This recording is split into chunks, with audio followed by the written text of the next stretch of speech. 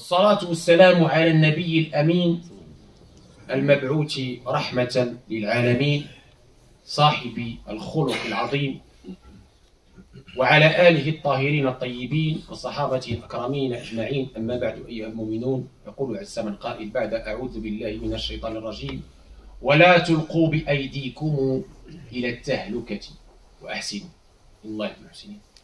ويقول كذلك: ويحل لهم الطيبات ويحرم عليهم الخبائث. وفي حديث أبي سعيد الخدري صح عن رسول الله صلى الله عليه وسلم أنه قال: لا ضرر ولا ضرار، لا ضرر ولا ضرار. أحبتنا في الله، بعد أن رأينا في الحصة الماضية أن هذا الدين العظيم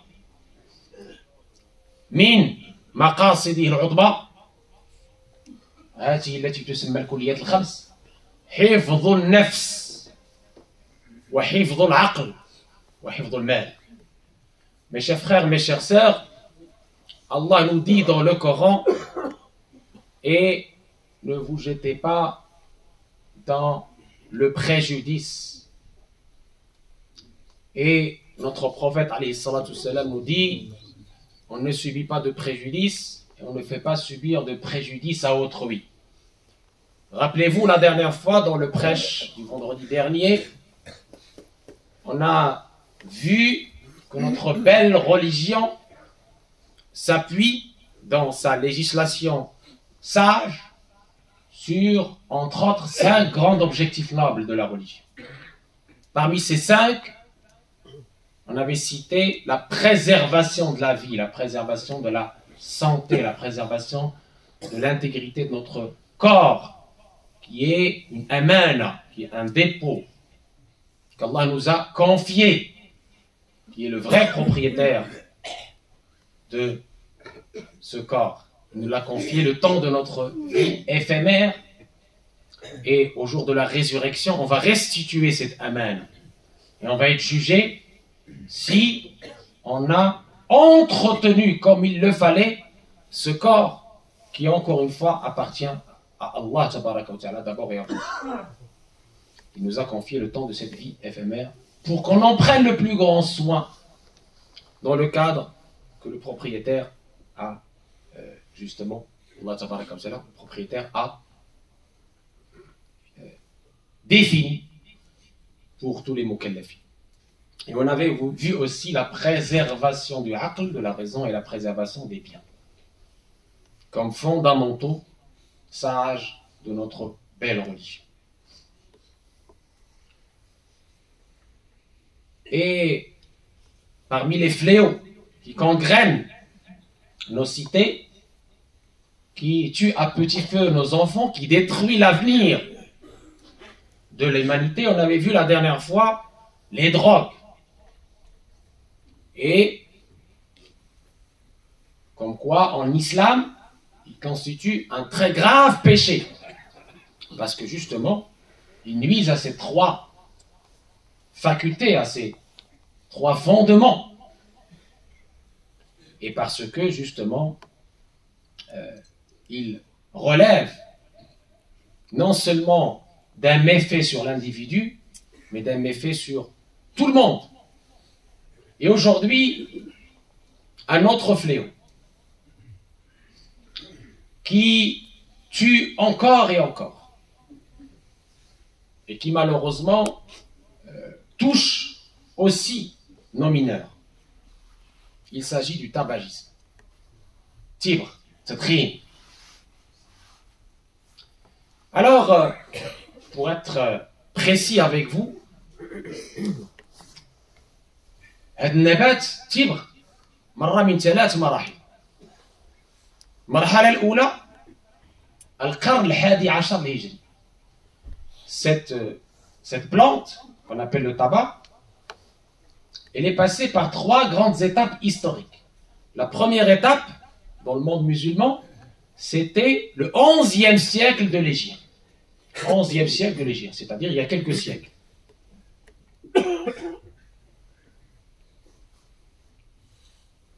Il y a quelques siècles, le monde musulman a connu cette plante. Les savants à l'époque ne savaient pas quels étaient les impacts de cette plante.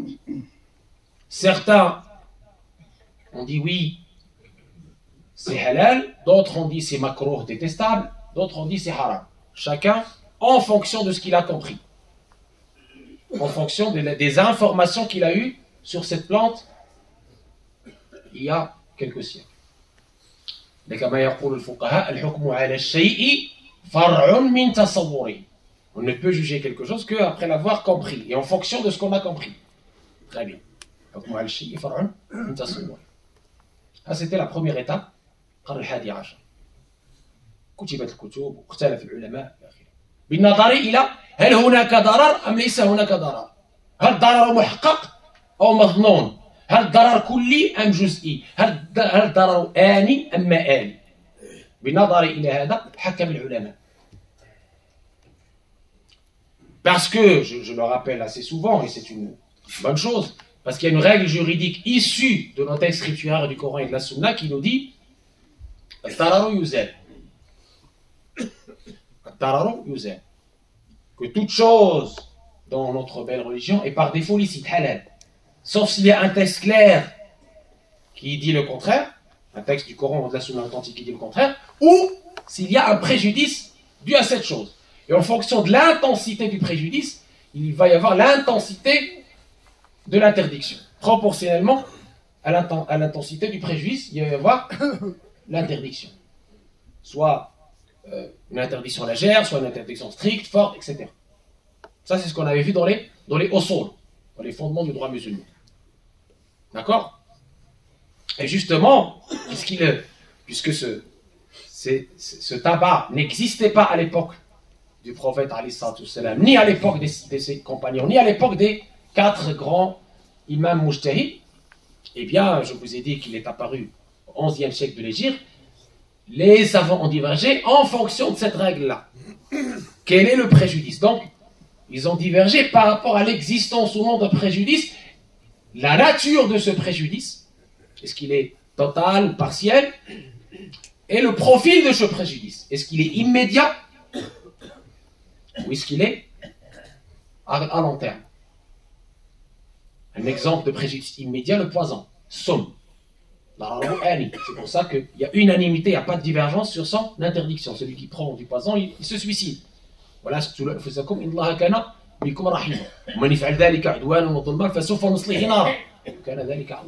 sait que le suicide est un très grave péché. On est tous d'accord. Donc le poison, parce que son effet est immédiat et parce que tout le monde sait quels sont ses impacts, il est évidemment interdit par ce principe-là de lever de préjudice à l'unanimité. Donc ça, c'était la première étape, la première divergence autour du tabagisme, en méconnaissance totale à l'époque de ses effets, parce qu'il n'y avait pas d'historique, il n'y avait pas d'industrie du tabac. Très bien. Deuxième grande étape, mes chers frères, mes chères sœurs. Les années 50 et 60, où il y a eu de l'industrie du tabac, c'est-à-dire on est parti d'une plante vers un produit complexe, avec de la nicotine, avec du plomb, avec plein de ça dépend des pays, ça dépend des législations, mais en tout cas avec plein d'autres produits ajoutés. Dans les années 50-60, on était déjà à ce qu'on appelle les États-nations. Donc on est parti du Cheikh l'Islam, que je vous ai raconté, le grand moufti, vers des comités. Donc, donc les comités s'étaient réunis à l'époque, les comités de savants, pour faire les ijtihad collectifs, à la lumière de l'analyse de ce produit nouveau. Il y a eu des fatwas de l'époque qui tournaient autour de la karaha, la détestation. On est dans les années 50, 60, 70. Il n'y avait pas encore une matérialisation, une certitude du préjudice. Certains ont dit oui, peut-être, on ne voit pas trop est-ce que c'est vraiment préjudiciable ou pas, et quelle intensité de préjudice, est-ce que c'est immédiat, est-ce que c'est mais plus tard, est-ce que... Voilà. On ne savait pas trop, et donc les mujamma'at de l'époque avaient précisé le statut de karaha, détestation. Très bien. Maintenant, les choses ont évolué. Les médecins ont pu approfondir les études sur ce fléau. Et des rapports ont été émis avec des certitudes, notamment le rapport de l'OMS, l'Organisation mondiale de la santé, mais pas que. D'autres rapports corroborent les chiffres que je vais vous donner. Et les chiffres changent, évoluent, malheureusement négativement, chaque année. Premier chiffre pour la France, 75 000 morts chaque année. La première mortalité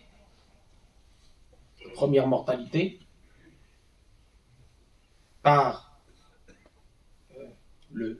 la cause de ce fléau. Donc à peu près 200 morts par jour. Pour le monde, c'est 8 millions de morts par an. 8 millions de morts par an. Avec 1,3 million de morts par an, dû à ce qu'on appelle le tabagisme passif. Ça veut dire quoi le tabagisme passif? Ça veut dire toi tu ne fumes pas, mais il y a quelqu'un dans ton entourage qui fume. À la maison, toi tu ne fumes pas, le papa il fume. Malheureusement, toute la famille est exposée au cancer et aux maladies respiratoires. C'est une mort à petit feu. 1,3 million des 8 millions meurent par cette exposition à cette fumée de la cigarette, qu'on appelle le tabagisme passif, au point même qu'on a répertorié des cas de fœtus brûlés, carbonisés. Quand on a demandé à la maman, mais vous fumez combien de paquets par jour? Elle dit, je ne fume jamais. Il s'est avéré que c'est son mari qui fumait. Vous voyez les dégâts? Les chiffres que je vous ai donnés, ce sont les chiffres de 2023. Les 8 millions par an et 1,3 million de morts de tabagisme passif. D'accord?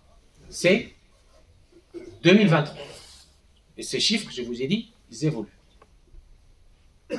Donc, où va-t-on, mes chers frères, mes chers sœurs? Les rapports des organisations de santé s'alarment. Et donc, de ce fait, les savants, les comités, et j'ai les textes finaux avec moi, pour celles et ceux qui aiment le détail, la fatwa finale, qui a été donnée dans les années 2000, on est au 21e siècle, à la lumière de ces rapports clairs, qui montrent que le préjudice est certifié, que malheureusement, un fumeur sur deux meurt de son tabagisme. Entre 35 ans et 69 ans. Jeune enfant. Soit il y a un cancer, soit d'autres maladies liées à ce poison.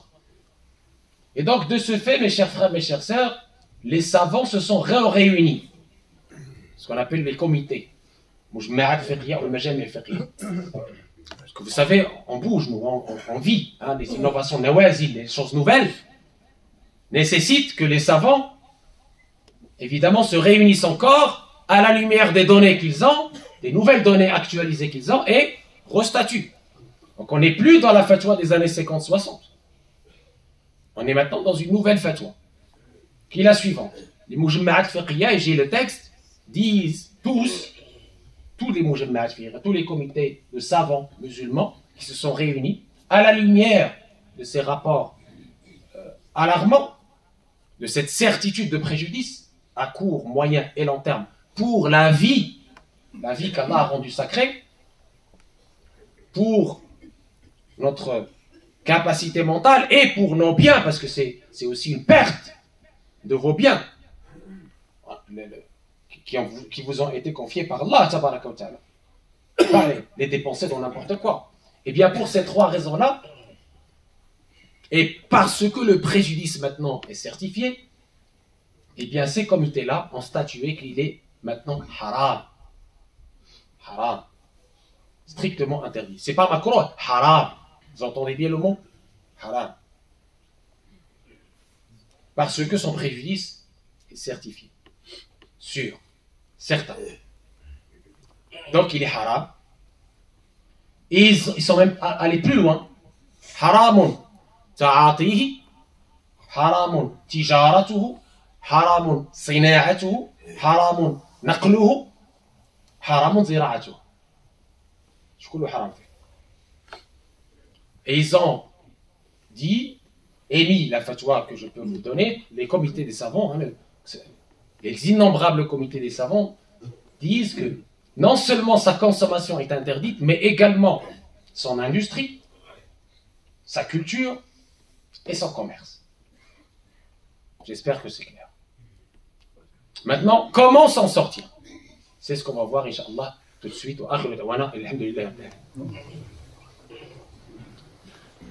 Alhamdulillahi al-wahidi bila adadi. Alhamdulillahi rafi'i sama bila amali. Alhamdulillahi al-miyulad wal-miyalidi was-salatu was-salamu ala al-mab'uthi bil-rashadi. Si on a compris, mes chers frères, mes chères sœurs, le préjudice de ce fléau, de ce poison, de ces khaba'ith, si on a compris que notre corps est une amana, Allah nous a confié le temps de notre vie éphémère, et que ce corps va être interrogé. On va être jugé sur comment on a utilisé ce corps. Est-ce qu'on a bien entretenu ce corps, on a pris soin de ce corps ou pas? Que Allah nous a confié. Eh bien, si on a compris ça, la première chose, la prévention est meilleure que toute autre chose. Il faut qu'on propage parmi nous, autour de nous, surtout chez les enfants, qui malheureusement, parfois, tombent sur des mauvaises fréquentations, dès le primaire, je dis, dès le primaire. Il y en a qui ont commencé à fumer dès le primaire, mes chers frères, mes chers sœurs. Donc il faudra les éduquer correctement, les contrôler, leur montrer la dangerosité de ce fléau, avec les chiffres, avec les images, etc.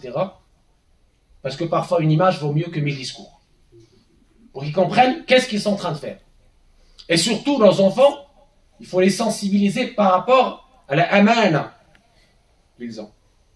Que leur corps ne leur appartient pas, il appartient à Allah, le propriétaire de toute chose.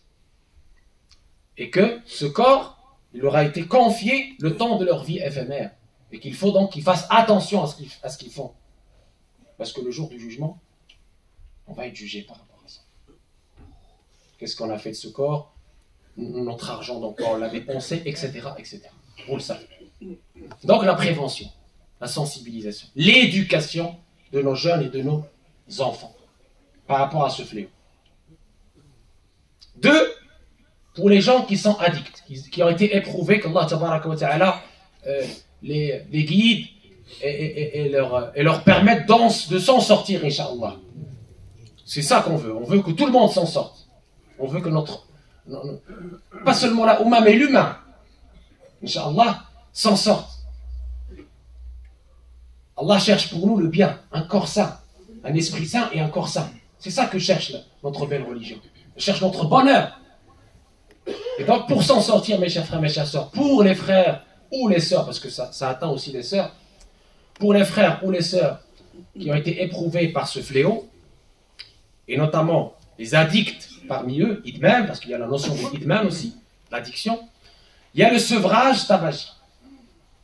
Le sevrage, aujourd'hui, il se fait très simplement, il y a 10 numéros verts à appeler, mais chez la pharmacie, vous avez aussi des patchs à base de plantes qui peuvent vous aider à vous en sortir, à vous libérer des jougs de cette addiction, qui est, comme je l'ai dit, fatale.